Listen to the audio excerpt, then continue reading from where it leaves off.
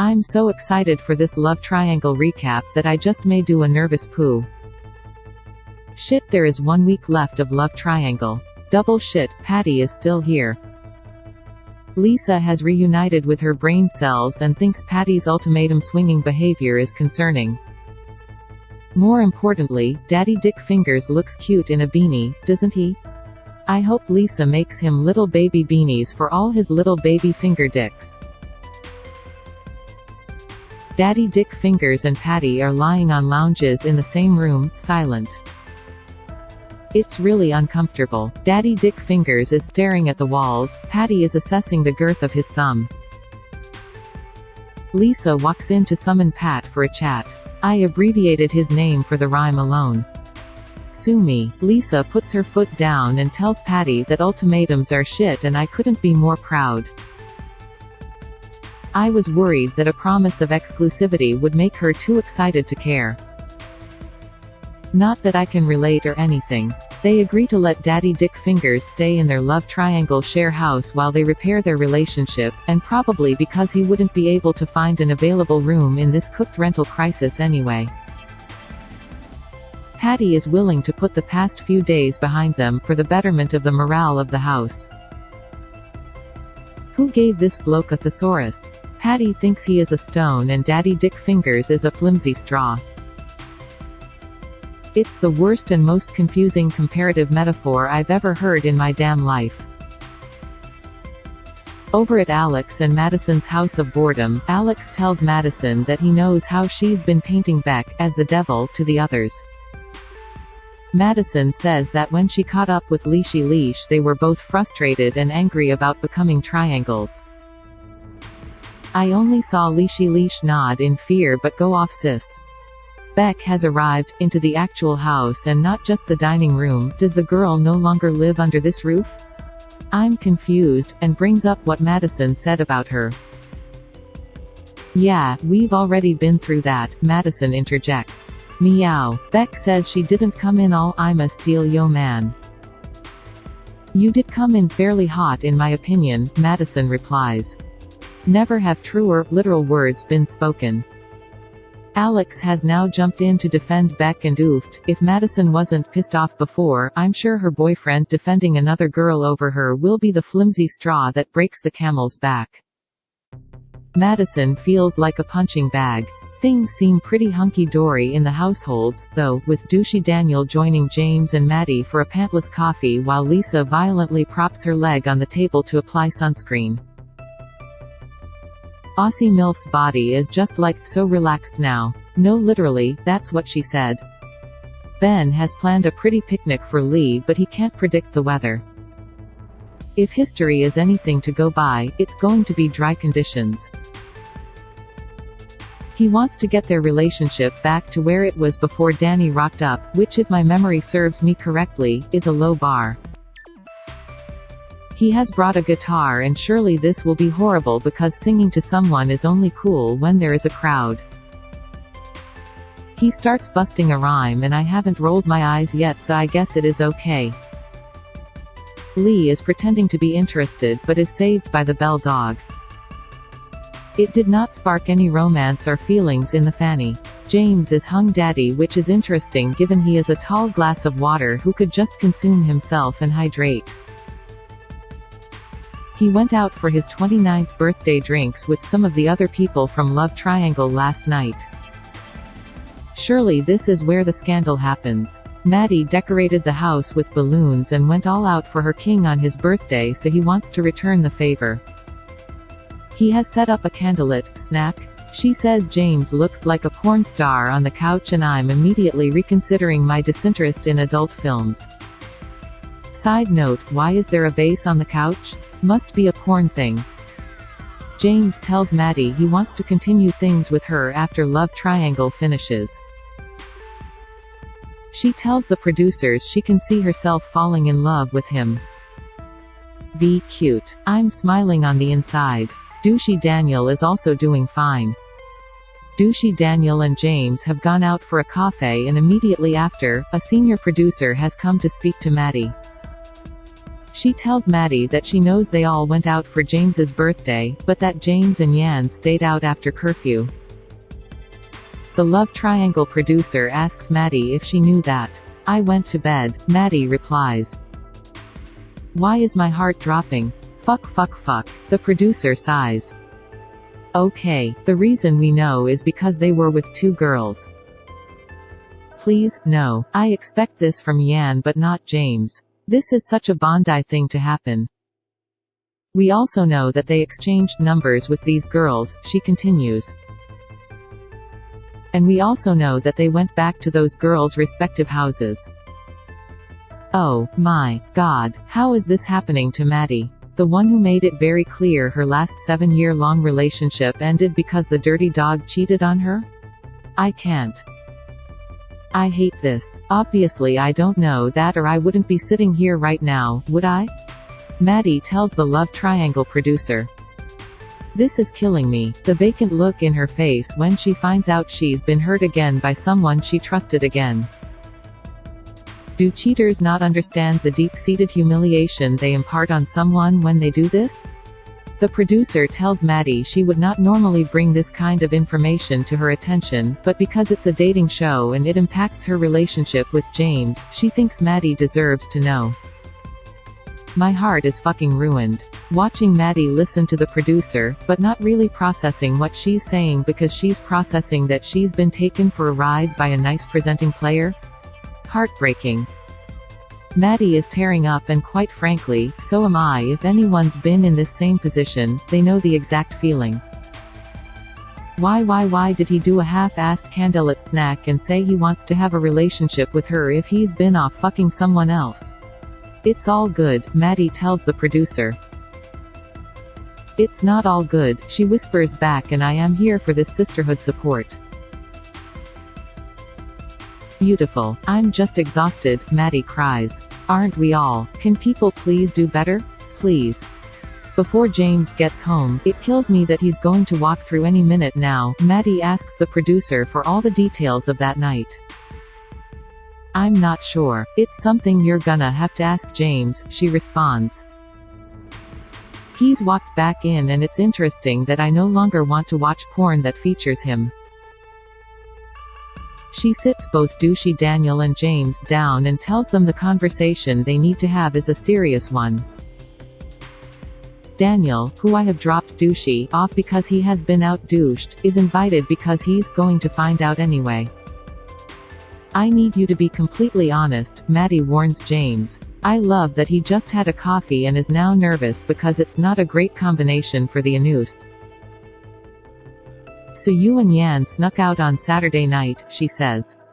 The way he fucking looks down at his hands like he's been caught out, I cannot.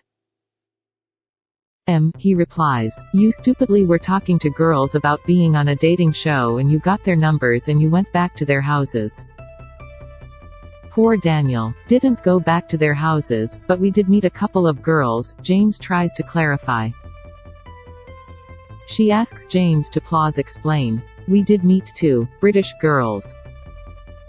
Not sure why their nationality is relevant, but anyway. The producers know that you went back to their houses, Maddie reminds him.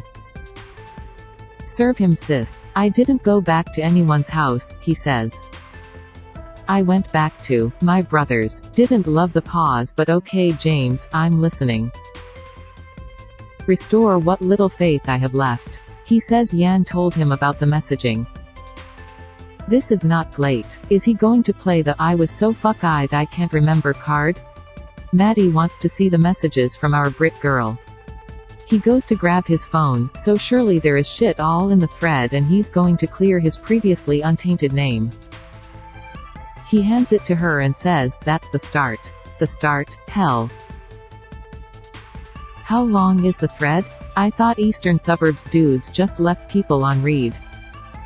I mean he's technically Melbourne but he reeks of Bondi. You're joking me, she says, as she scrolls. And scrolls. And scrolls. Is it bad? Asks Daniel. It's literally like, I definitely do not regret it. I had fun, it was lovely to meet you, Maddie reads. Regret what? Whoa, if I was you I would not have given me your phone, she continues. Oh god, what is it? You just said, obviously we probably won't be dating on the outside of this experience. Saturday is a good example of that. I don't know how James has managed to do it without wearing a fedora, but I genuinely can't look at him right now. Now Maddie's reading messages about him not being able to leave her to go hang out with the unnamed Brit because it would ruin the show. He's really coming across as someone who desperately wanted the nice guy edit for Love Triangle and played the part perfectly. There's a cute word to describe someone who does things like this. Rhymes with hunt. What the fuck are you doing? Maddie asks, and I too would like to know this, James. We were rooting for you. We were all rooting for you. Daniel is obviously extremely uncomfortable and gives them their space. Come, Air, give me a hug. Don't bullshit me saying you do want to be with me on the outside when you're messaging a random person saying that you don't. Maddie blasts him, justifiably. He is literally just hanging his head in shame, likely because he knows he has just become the most hated man in Bondi.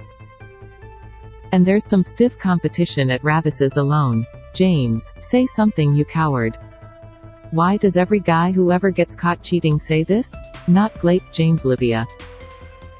Not great at all. He walks outside for some air? And now it's the triangle party. Fucking hell. The couples have noticed that Maddie's place card for dinner isn't near James's. I'm really hurt by James because I've been cheated on in the past, she tells production while getting ready. My biggest insecurities coming into this was being blindsided by somebody I trusted. And that is exactly what James has done. And him knowing my past as well and going out and doing this, it's unforgivable to me. My heart is breaking. Somebody mend it. But also don't, because I trust no one. No one. Maddie wants answers. From Yan. I'm not confident she'll get him from that sausage. She walks in with Daniel and obviously everyone is confused. She sits down and I can see her holding back the tears and I am fucking dying inside for her. Anyone who has been here knows what a horrible feeling this is. To have to sit there and pretend like everything's fine when it's absolutely not. She tells the table what the Love Triangle producer told her about the night of James's birthday. And then I read the messages today and they were pretty fucked up. I wish I had a ball to put in Madison's mouth. She reminds me of a turning clown head at a carnival. Maddie confirms that this all happened today and that she hasn't seen James since he walked out. Elena makes a valid point by saying it's not just a mistake, but a constant couple of days of an affair, I'd say. So fucking true. He can't blame this on a drunken mishap. Or that him and Maddie weren't exclusive yet. He told this girl he won't be with Maddie after this show but told Maddie he wanted to be with her after this show. This is why us females have trust issues, you've just proved it. Patty is wondering if James will have the balls to show up. I'm not surprised at all by James's actions. He's the tallest guy here, says Patty. Interesting. What does height have to do with it? Which means he's more full of crap than anyone at this table. Well, not after that cafe and interrogation, but cute creepy uncle joke nonetheless. Patty's out with his threats again and says he's going to ruin Yan's life. I will not interfere. Yan walks in with his two semi-girlfriends and Maddie tells him she wants to chat. He immediately shits bricks. Yan just says that he and James went their separate ways and he knows nothing about what happened after that. Meanwhile, back at the table, the group is filling in Aussie MILF and Erica on James's birthday night. Yan is busy talking to producers. When asked if he's waiting for James so that he can corroborate their stories, he says, "No, it just so that I don't have to throw him under the bus if I don't have to." Thanks for clarifying that, Yan. He guilty as fuck. Yan claims he did not exchange a number with anyone. No, because that wasn't the intention of the night. The intention was to go out and enjoy the night for James's birthday.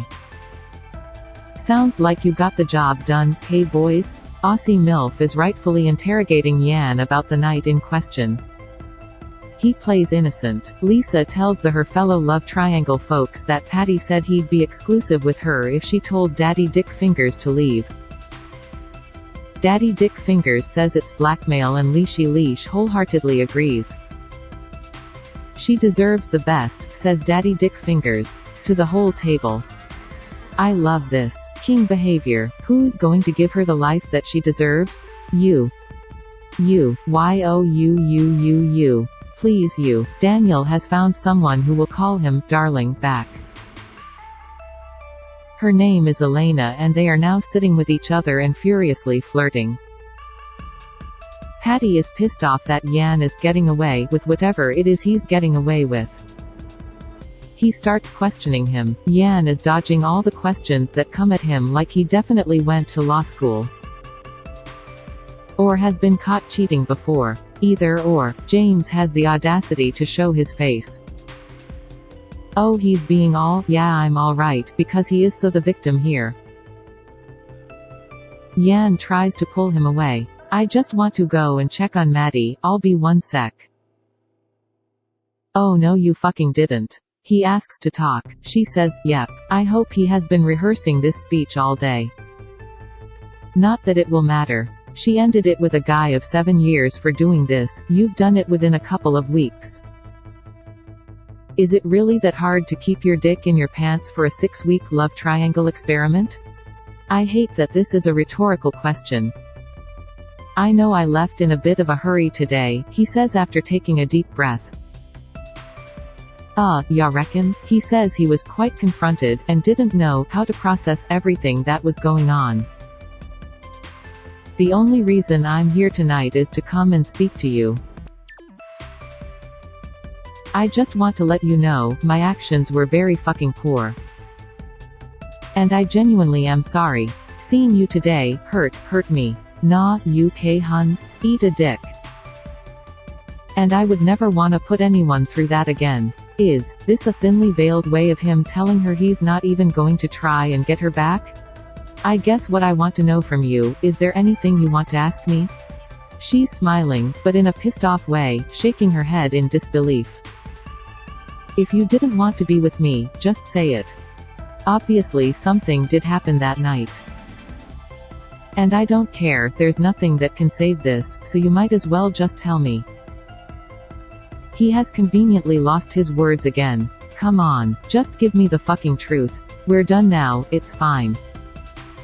We did kiss, he responds. And I'm aware that that's not acceptable by any means. You went back to her house. It's a known thing, Maddie reminds him. His confused lying face is so transparent. I stayed with my brother and Greg. I know that it sounds fucking bogus because I'm aware, Maddie is not loving this. What do you mean? But why would she want you that badly if you only hooked up with her? Interesting. I am taking this as a sign James is good in bed. Which also just makes me sad that his presumed inclination for doggy could not be matched with common decency. James doesn't know. He doesn't know much, does he? I love watching liars trying to scramble their way out of shit. She said to me that she's never been attracted to someone so much on the first time seeing them. Oh my god, are you fucking kidding me? You're not God's gift. Bahahahah. Tell him, sis. Although it pains me to say if I saw him out in the wild, I would think he was. You're wearing the skivvy I gave you for your birthday, have you got no shame? Fuck, I love her. You have absolutely killed me inside. It's not a TV show to me.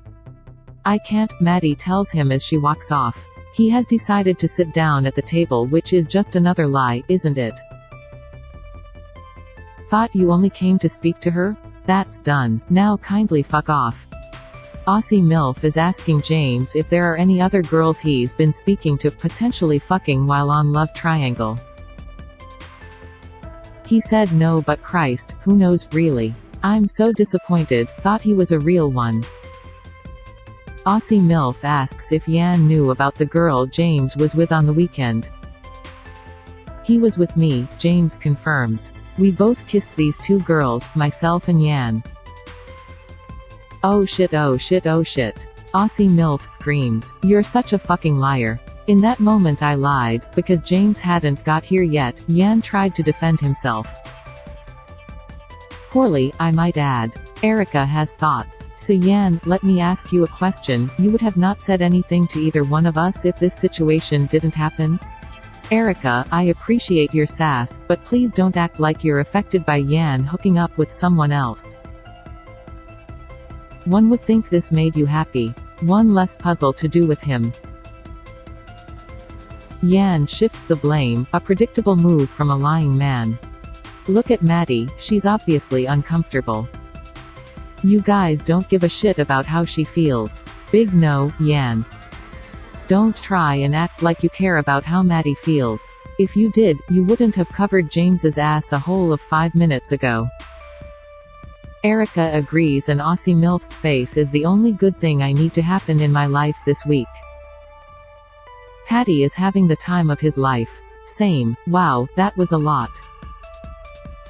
Next week is our final episode of Love Triangle. Will we find out if James did in fact get his God-given dick wet? Time will tell. Chantel Schmidt is a freelance writer. You can follow her here.